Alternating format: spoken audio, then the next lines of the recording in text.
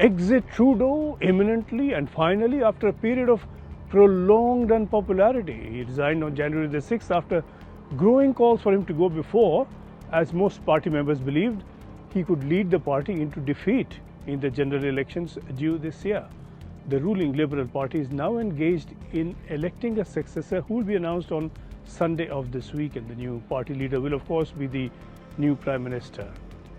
4 candidates are in the running, and leading them, the polls suggest, is Mark Carney, former governor of the Bank of Canada, who steered Canada through the 2008 crisis. He was also later governor of the Bank of England, where he guided the UK's economic decisions in that critical post-Brexit period. Carney himself was not shy of saying in his campaign speech that he has helped save 2 economies.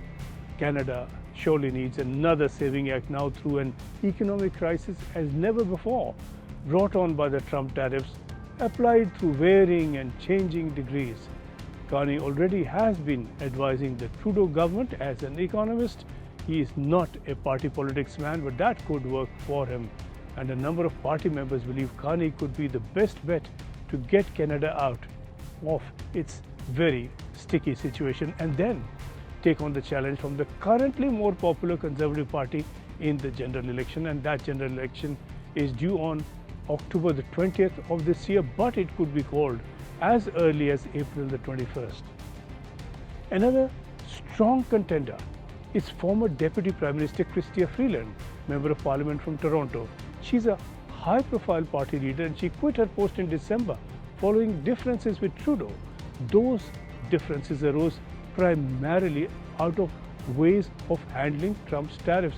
She wanted strong economic decisions in place of what she called Trudeau's gimmicks. Unsurprisingly, Trump has described her as toxic.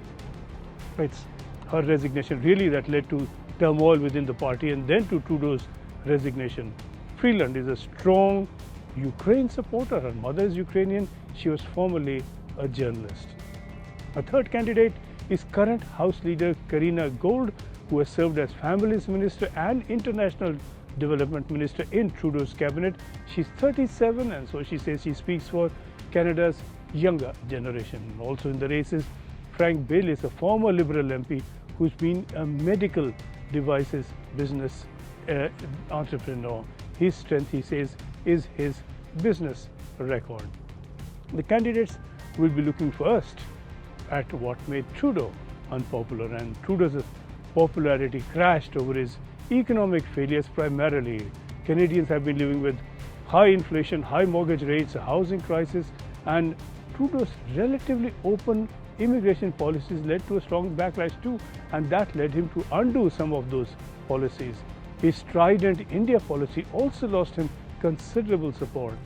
The new party leader and PM will have to confront all of this, and of course, all this has worsened through now having to deal with Trump and his policies.